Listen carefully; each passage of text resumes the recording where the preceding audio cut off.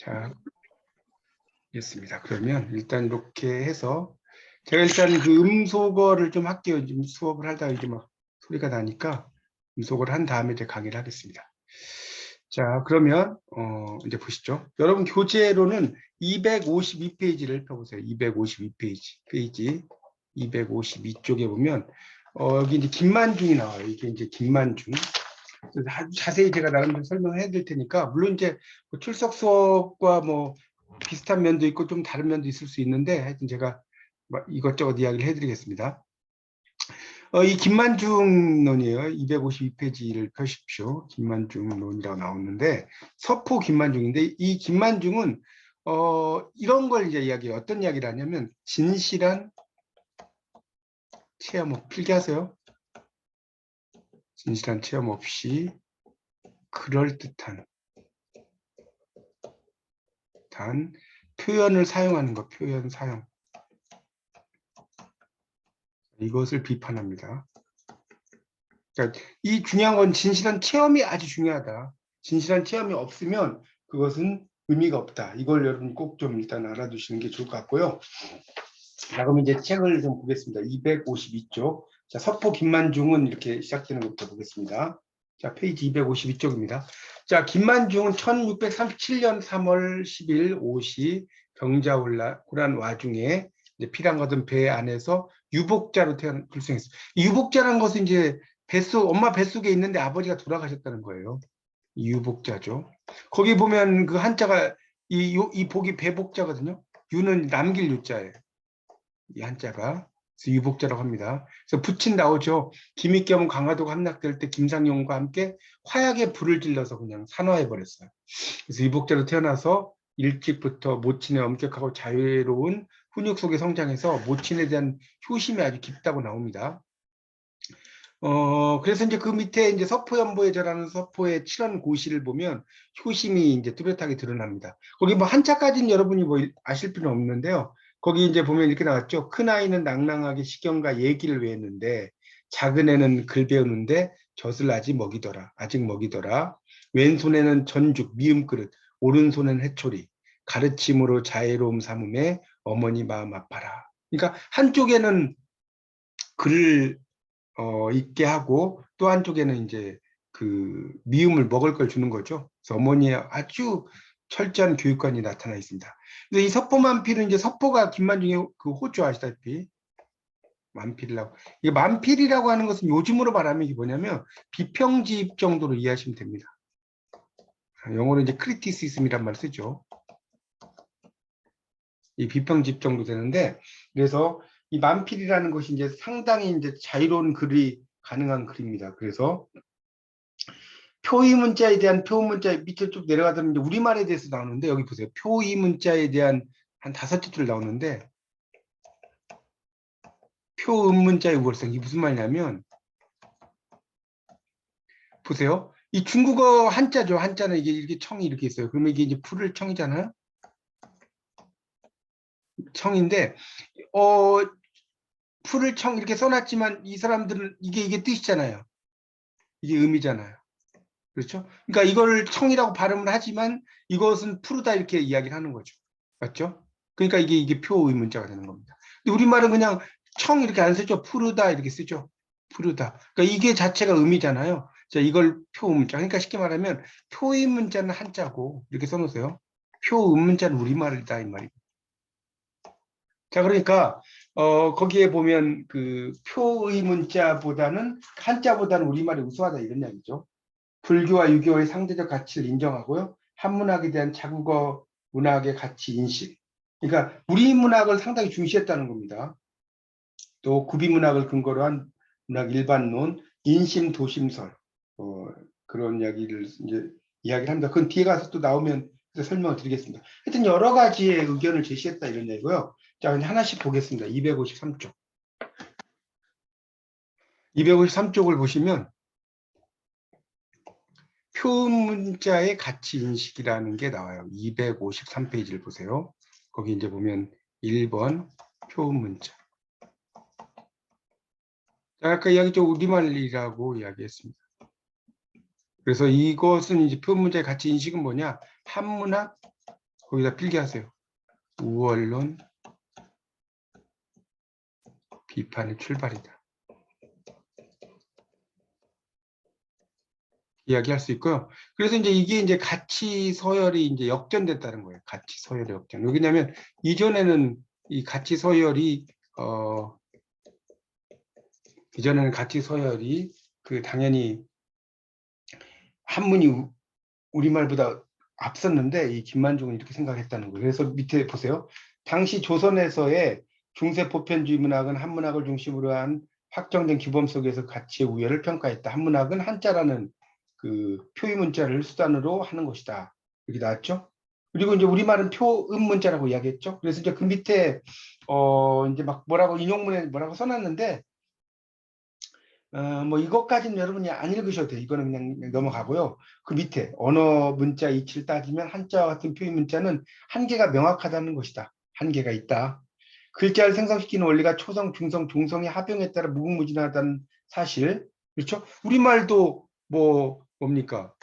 총 이러면 처음에 있는 거 중간, 그다음 종성, 이걸 이제 초성이라고 하잖아요. 이걸 중성이라고 하고, 이걸 종성이라고 하고. 이렇게 나오죠.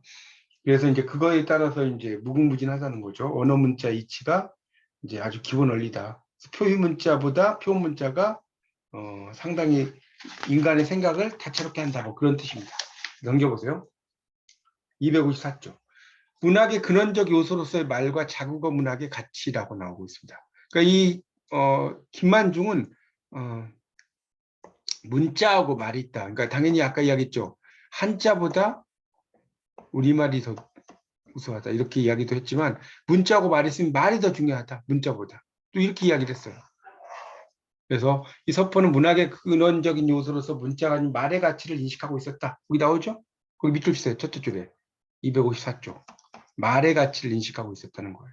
그래서 그 말이라고 하는 것은 문자로 표기되는 형상의 차원이 아닌 소리로 전달된 음성이죠. 여러분도 이제 말을 하시잖아요.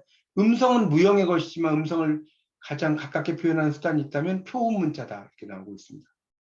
그래서 이제 감정이나 정서나 현상이나 사물이나 이런 것을 이제 말로 잘 묘사한다는 거죠. 우리 감정이나 정서, 현상,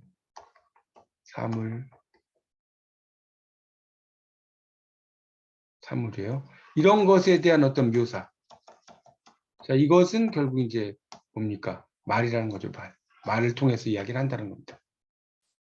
그렇게 이해하시면 돼요. 그래서 이제 그 밑에 인용문에 나오죠. 사람의 마음이 입에서 나오면 말이 된다. 말이 절주를 가지면, 그러니까 어느 정도 규칙의 절주라는 거는 일종의 뭐 규칙 정도로 이해하시면 됩니다. 좀 말이 어려운데, 룰을 가지면 가, 시, 문, 부 이렇게 된다는 거죠. 여러 가지가 된다는 거죠.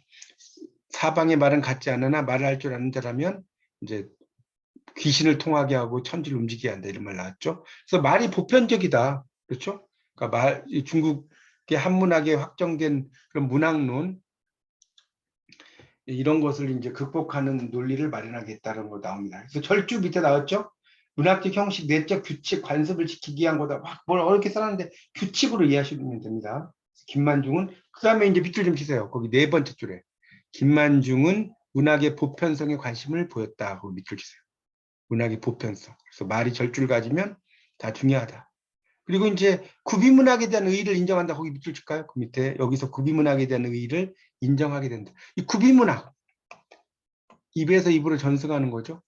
오럴 리터처. 여러분 나중에 이제 4학년 때는 구비문학의 세계를 배우실 거예요. 그때 나올 겁니다. 이 입에서 입으로 전승을 하는데 이게 비석처럼 되어버렸다. 구비문학. 비석에 쓰여진 글처럼 오래 간다 이 말이죠. 그러니까 보통 이제 우리가 구전문학 이렇게 쓰기도 하는데 여기 이제 방송대 국문과에서는 이제 구전문학이라는 표현보다는 구비문학이라는 표현을 훨씬 더 많이 씁니다. 또 어떤 데는 이제 구전문학이라고 이야기하는 데도 있어요. 근데 여기서 이제 구비문학이라고 한다. 오럴 리터처다. 이렇게 이제 보시면 되겠고요. 그래서 이제 그 문자를 배워야지 기록문학 행위를 할 수 있고 그렇지 못한 사람은 구비문학으로 한정될 수밖에 없다 이런 이야기죠. 이렇게 이해하시면 됩니다. 그러니까 우리가 쉽게 말하면 요즘에 글자를 못 써도 말을 하시잖아요. 좀 나이 연세 드신 분들 보면 그걸 이해하시면 될 것 같아요. 자, 그 다음에 이제 그래서 이제 그 밑에 또 밑에 나오죠. 인용문 254쪽에 우리나라 시문은 우리말을 버리고 다른 나라의 말을 배움으로 설사 비록 10분 비슷하다 하더라도 앵무새가 사람 말을 하는 것이다. 일반 백성들이 사는 거리에서 자, 오른쪽 보세요. 255쪽. 나무하는 아이나 물 기르는 아내. 이걸 이제 우리가 다른 말로 뭐라고 하죠? 나무하는 아이나 물 기르는 아내 밑줄 쫙 쳐보세요. 이걸 초동급부라고 해요. 초동급부. 나무하는 아이, 물 기르는 아내라고 하죠. 그러니까 이제 아 하면서 화답하는 노래는 천박하다고 하지만 진실과 거짓을 따진다면 참으로 학사대부의 이른바 신화 부운이 하는 것들과 함께 논할 바가 아니다. 이렇게 나죠.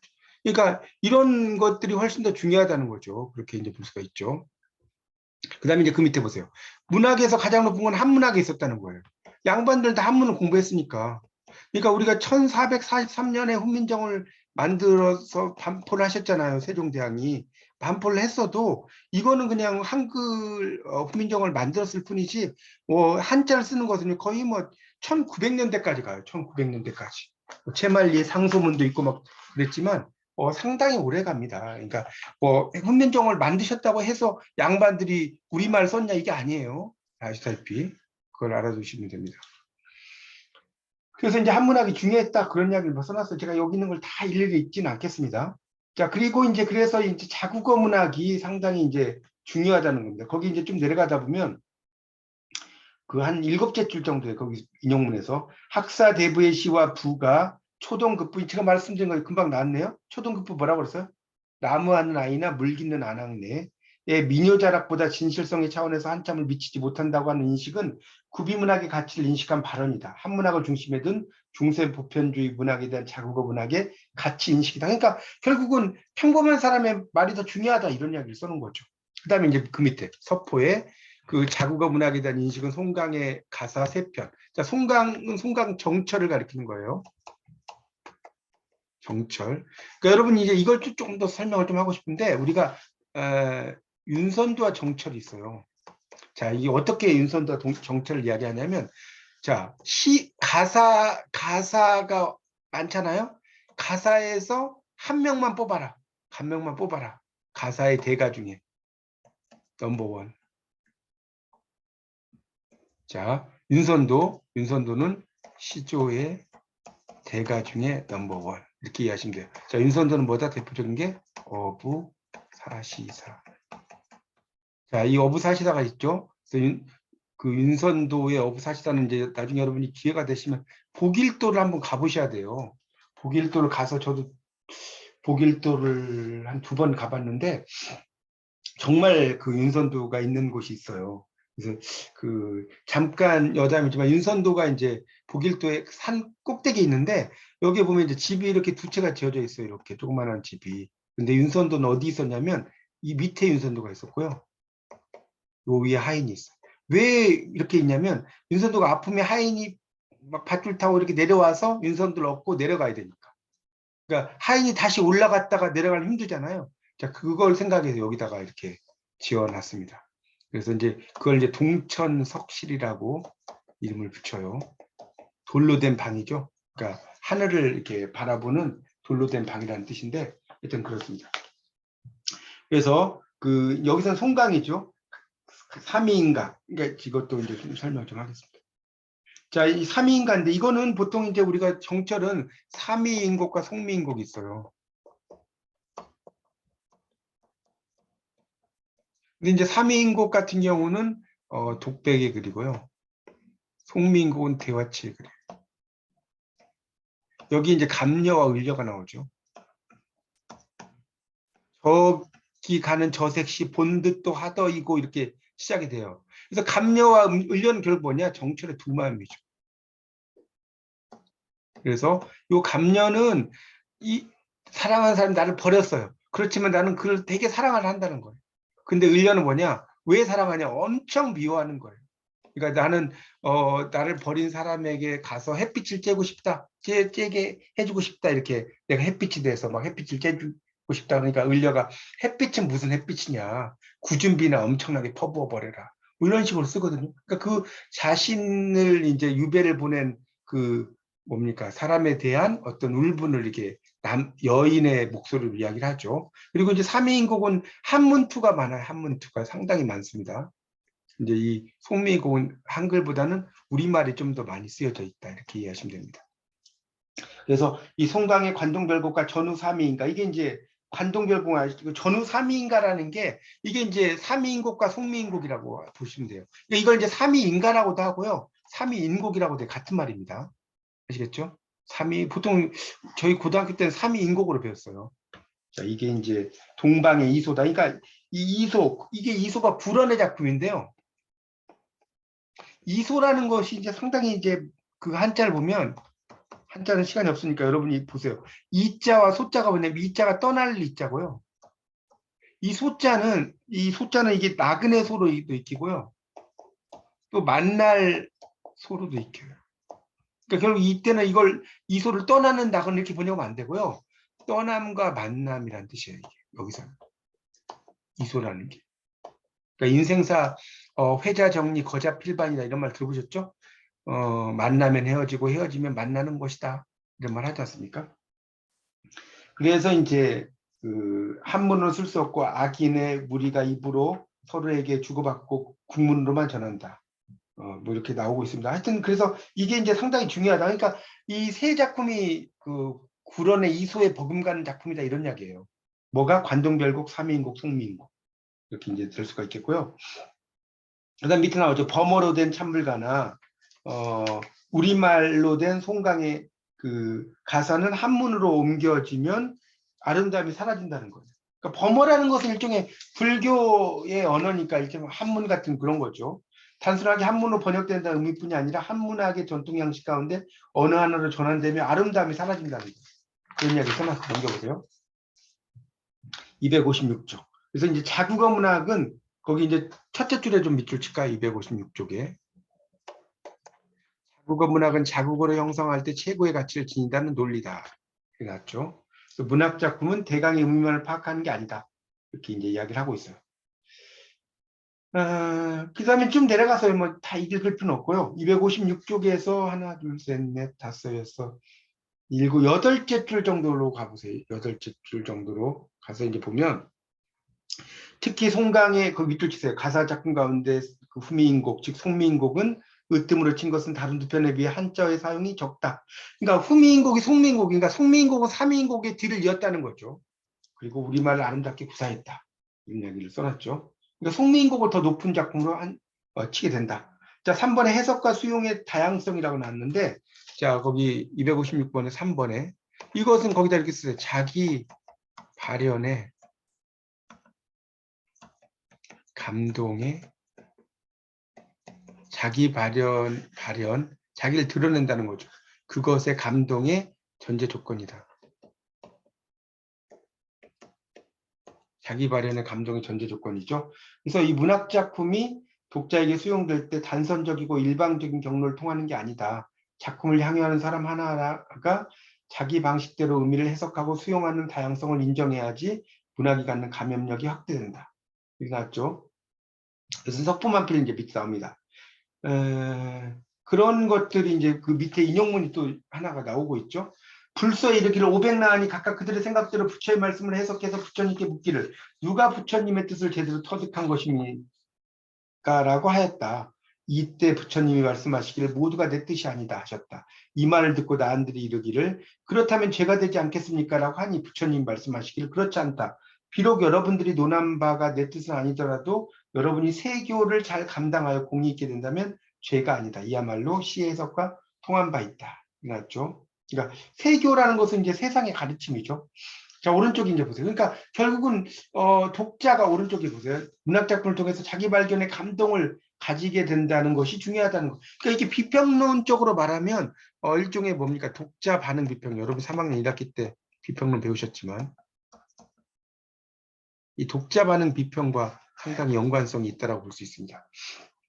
257쪽입니다. 그래서 이 자기 발견이라고 하는 것이 상당히 중요하다는 거예요. 자기가 나는 이걸 이렇게 파악한다. 이런 것이 상당히 중요하다는 거예요. 부처의 말씀이지만 나는 이 말씀을 이렇게 생각한다. 이런 게 더 중요하다. 그런 정도로 이해하시면 되겠습니다. 자, 그 다음에 이제 감동의 문학론이에요. 4번에 감동의 문학론. 자, 여기 4번은 상당히 중요합니다. 이 감동의 문학론. 별 3개입니다. 자, 그래서 이 감동의 문학론을 이제 보면, 이게 결국은 이 말이라는 것은 공감, 감동. 자, 이것에 의해서 그 필기하세요. 진실성이 있다는 거예요. 공감과 감동일 때 진실성이 있다. 자, 이렇게 필기하시고, 그 다음에 이제 아까 그 좀 설명했던 거 조금 더 그 4번 위에다 쓰시면, 아까 이제 말에 대한 이야기가 나와서 구비문학, 이게 이제 말이죠. 입에서 입으로 가는 거니까. 이것이 자국어 문학보다 중요하다. 대소관계를 한다면. 자, 이 자국어 문학 이것이 이렇게 한문학보다 중요하다. 이렇게 좀 표기해 놓으십시오. 자, 그 다음에 이제 감동의 문학론을 보시면, 당대 성리학에 확정된 원리 가운데 하나는 인심과 도심. 그러니까 도심은 도의 마음이에요. 도의 마음. 그러니까 인심이라는 것은 사람의 마음이고 도심은 도의 마음이다. 이렇게 이해하시면 될 것 같습니다. 인정하는 거라는 거죠. 그래서 이에 대한 변증을 치밀하게 함으로써 자신의 철학적 기반을 굳건하게 하는 것이다. 나왔죠? 그래서 인심 도심설을 이제 그 전면적으로 부정하는 파격적 시도를 감행한다. 그러니까 밑에 나오죠. 중용에서 서에서는 시작해서 인심은 도심의 명령을 듣는다. 사람의 마음은 도의 마음의 명령을 듣는다고 한마디가 이해하기 어렵다. 무릇 마음에 허령하면서. 허령이라는 것은 텅 비었다는 거예요. 이 허자가 빌어자고요. 영자는 이제 영혼할 때 영자예요. 허령, 영혼. 허는 비다. 이런 뜻이거든요. 그 다음에 지각은 깨닫는다는 거죠. 깨달음, recognition. recognition이죠. 이것을 이제 지각하는 것이 하나일 뿐이다라고 했는데 인심과 도심이 어찌 두 마음일 수 있느냐. 그러니까 사람의 마음이 결국 도의 마음이다 이 말이죠. 그러니까 결국 인심 도심론이라는 건 인심이 있고 도심이 있다. 이것이 따로따로 된 게 아니라 인심 지금 그런 이야기죠. 그래서 이제 그 밑에 나오죠. 인심은 발현됐을 때 그 밑에 보세요. 선하기도 하고 악하기도 한 것이어서 심성의 수양을 통해서 바른 곳을 나가고 옳고 선한 것으로 발현될 수 있도록 해야 한다는 것이 우체다. 자, 밑줄 주세요. 거기 인용문 밑에 3줄. 인심은 사람의 마음은 발현이라는 것은 밖으로 드러난다는 거예요. 발현. 밖으로 나타나고. 그래서 이제 그걸 이야기하는 겁니다. 착하기도 하고 악하기도 하는 거죠. 그래서 심성의 수양을 통해서 바른 곳으로 나아가고 옳고 선한 것으로 발현될 수 있도록 해야 된다는 겁니다. 그래서 이제 그 밑에 석포는 이를 근본에서부터 부정했다. 광해군의 일화를 가져와서 인심도심설을 부정함으로써 가능해지는 문학론을 이야기하고 있습니다. 잠깐 볼까요? 백사, 이 백사가 이제 누구냐면 이양복이에요. 이양복. 이양복인데 이게 또 재밌죠. 이 백사 이양복은 뭐냐면 여러분이 그 철령 높은 봉에 시곤 없는 자고원 없는 저구르마 고신 원루를 비삼아 뛰어다가 임계신 구중심처에 뿌려본들 어떠. 이거 아마 고등학교 때 이 시조를 배우지 않으셨나 싶은데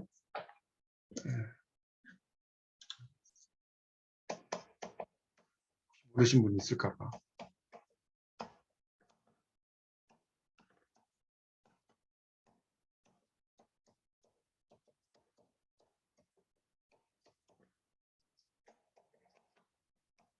필기하세요.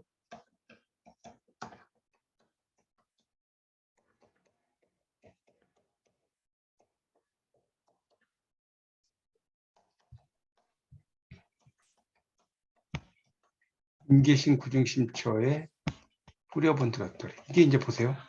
시조죠. 딱 보니까 어떠리. 자, 지금 그 257쪽 보고 있어요. 그 257쪽을 펴보세요. 257쪽을 지금 보고 있습니다.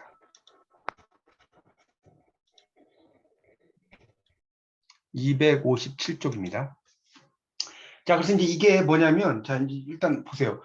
그 밑에 인용문에서 백사가 지금 보니까 이걸 강의를 40분 만에 무대에서 아마 이 시간에 좀 못 끝내면 제가 다음 한 번 더 이제 초대해서 끝낼 테니까요. 일단 이게 빨리 할 수도 있는데 여러분이 이번 주에 또 강의를 들으시니까 좀 더 자세히 설명을 드리겠습니다. 그래서 이제 이게 이제 이 시조죠, 시조. 자, 여기 이제 철령이라는 고개죠, 높은 봉이. 이게 이제 일종 유배를 가는 거예요. 그래서 이제 가면서 이야기하는 거예요. 시원 없는 구름아. 고신원루라는 건 뭐냐면 외로운 신하의 원통한 눈물.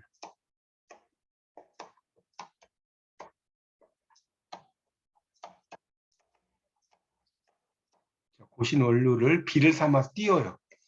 표현 기가 막히죠? 구중심처는 9번 겹겹이 쌓인 깊은 곳이다. 그래서 이제 결국은 구중심처라는 건 뭡니까? 그 궁궐을 의미하는 거, 궁궐. 임금님이 계신 곳. 뿌려본 들었더리. 자, 그래서 이제 밑에 보세요. 백사 이양복이 이제 북청으로 기양을 갈 때 철령을 지나면서 여기 나오죠? 시원없는 저구르마 고신원루를 비삼아 실어다가 임계신 구중궁궐에 뿌려본들 어떠를 뭐 이렇게 나옵니다. 이게 이제 뭐 내용은 뭐 거의 비슷하니까 그렇게 이해하시면 되죠. 그래서 하루는 광해군이 보세요. 258조 뒤뜰에서 잔치하며 노는데 이 시조를 노래하는 궁녀가 있어요. 광해군은 아주 새로운 노래구나. 아주 이게 이제 재밌는 게 이게 광해군이 아주 새로운 노래라고 이야기를 하는데 이게 재밌죠. 이게 우리가 볼 때는 되게 오래된 노래잖아요. 근데 이걸 이제 한자로는 뭐라고 썼냐면 대신야라. 이렇게 이제 원문에는 이렇게 나와요. 이게 대신야, 참으로 신곡이구나.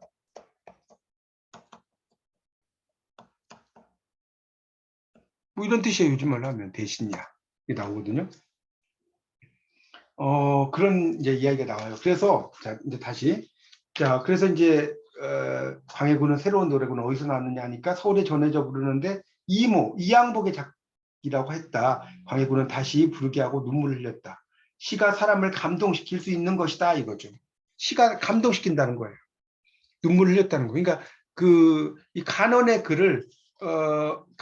글은 임금의 마음을 움직이지 않아요. 그런데 노래가 자 이게 무슨 소리냐면 거기다 좀 필기 좀 하죠. 오늘 두 번에 이걸 할게요. 천천히 설명드리겠습니다. 간언글은 임금의 마음을 움직이지 않는다. 그런데 노래가 이 시도 노래를 옛날에 시가라고 했잖아요. 노래가 사람의 마음을 움직인다. 이 무슨 소리냐면 이양복이 유배를 갔잖아요. 왜 저나 나를 저를 이렇게 이곳으로 유배를 보내셨습니까? 이렇게 이제 해봤자 의미가 없다는 거예요. 그걸 시 한 편을 딱 만들라고 지었는데 이게 사람의 마음을 움직였다 이 말이죠. 노래가 움직였다는 거예요. 그러니까 이게 노래가 움직였다는 것 자체가 하나의 감동이다 이런 이야기예요. 노래가 움직였다는 것이 감동이다. 자, 이해가시죠? 이렇게 이해하시면 되겠습니다. 자, 그래서 이제 그 밑에 그 258쪽 서포에게 문학이란 제도지기. 자, 제도지기는 많이 나왔던 이야기인데, 자, 이 제자가 시를 제자예요. 이 지는 뭐뭐 하는이라고 써놓습니다. 기는 그릇이에요. 제도지기라는 것은 도를 실어 나르는 그릇이라는 뜻이에요. 제도지기. 그 필기하세요. 제도직이라는 말은 도를 실어 나르는 그릇이에요. 그러니까 문학은 도를 전하는 것이 아니라 감동을 주는 것이다. 인간의 마음이 두릴 수 없다고 하여 인심과 도심을 나누고 인심이 도심의 명령을 따라야 한다는 성리학적 심성론을 벗어나려고 했다. 광해군에게 하루가 멀다 하고 선정. 자, 선정이라는 말 좀 설명 좀 드릴게요. 이때 선자는 착할 선자가 아닙니다. 잘할 선자, 잘할 선자. 선정은 뭐예요? 정치를 잘하는 거.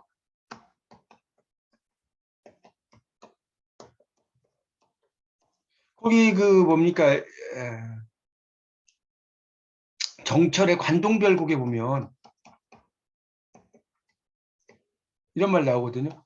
음해에 이온풀을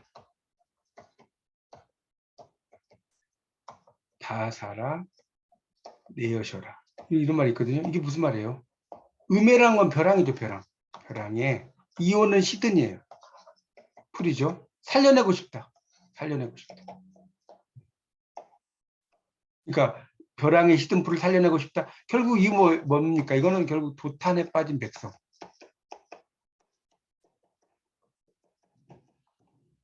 백성을 내가 다 좀 잘 되게 하겠다. 뭐 이런 이야기거든요. 그런 어떤 이게 이제 여기서 음의 이원풀을 다 살아내셔라가 결국 이 정철이 이야기하는 게 뭐냐? 선정의 포부다. 정치를 잘하고 싶은 포부다는 거죠. 관동별곡에 아주 멋진 대사가 나옵니다. 음의 이원풀을 다 살아내셔라. 그런 게 있거든요. 자, 넘어가죠. 그래서 하여튼 그래서 이제 백사를 기어이 내치면서 마음을 움직이지 않았던 광해군이 백사 이항복의 시조를 보고 눈물을 흘렸다는, 다시 드렸다는 거예요. 그렇죠? 그러니까 문학이나 다른 방식을 통해서 심성을 수양함으로써 인심이 도심의 명을 받아 바른 곳으로 나갈 수 있다는 원리가 광해군의 경우에 어떻게 적용될 수 있겠느냐. 그러니까 인심, 도심 따로가 아니라 결국 인심이라는 것 자체가 도의 마음이다. 이런 의미로 볼 수 있다. 그런 내용으로 이해하시면 될 것 같습니다. 그래서 이제 그 밑에 단락의 감동의 문학론은 배경론의 대상인 통속소설 가치를 인정하는 쪽까지 가게 됐다는 거예요. 통속소설이 이제 그 속세와 통한다는 뜻이에요. 통속이란 말은.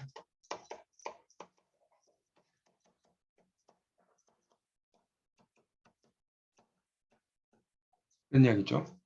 그래서 그 동파지름의 말하기를 밑에 있죠. 거리의 어리석은 아이들은 그 집에서 싫어하고 괴롭게 여기는 바다 문득 돈을 주어 모양께 해서 옛 이야기를 들려준다. 삼국지 이야기를 해주는데 유연덕이 패했단 말을 들으면 얼굴이 찡그리고 눈물 흘리는 아이도 있으며 조조가 패했단 말을 들으면 즉시 기뻐 소리친 이것이 나관중의 삼국지 연의의 힘이 아닌가?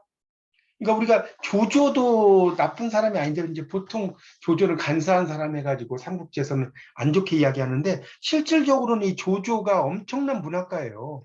조조, 조비, 조식의 삼부자의 글이요. 중국에 보면 건한문학이라고 하는 게 있는데 거기에 보면 엄청나게 유명해요.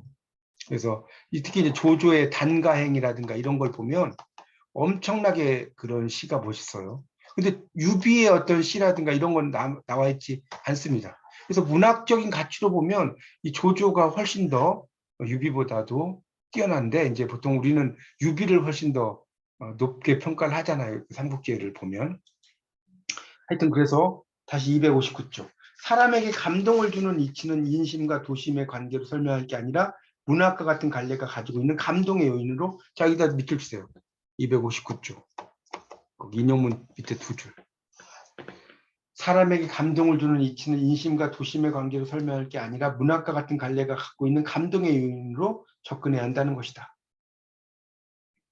그런 이야기가 되겠습니다. 그런 내용이 있고요. 그러니까 그만큼 이제 중요하다는 거죠. 감동을 주는 것이 상당히 중요하다. 뭐 그런 이야기고요. 자, 5번. 유불의 우열론 극복과 하이론 비판. 그러니까 유교와 불교죠. 유불이라는 것은 자, 유불이라는 것은 유교와 불교를 가리켜요. 지금 259페이지 5번인데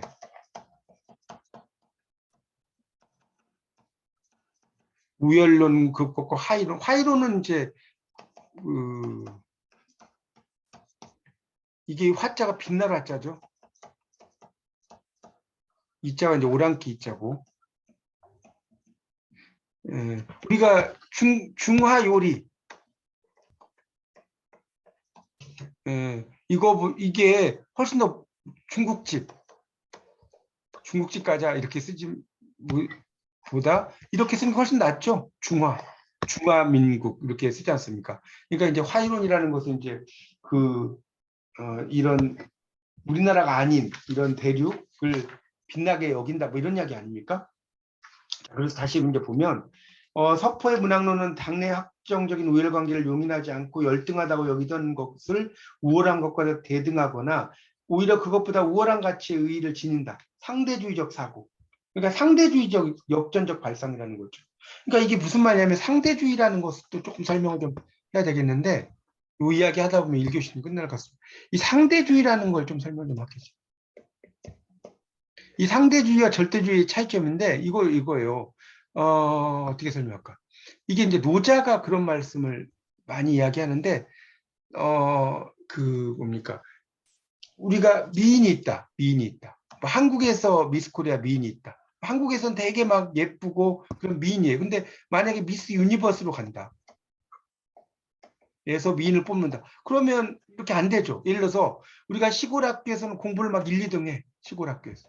시골 학교에서 1, 2등을 해. 근데 강남으로 전학이 왔어요. 그럼 막 반에서 30에서 40등을 해.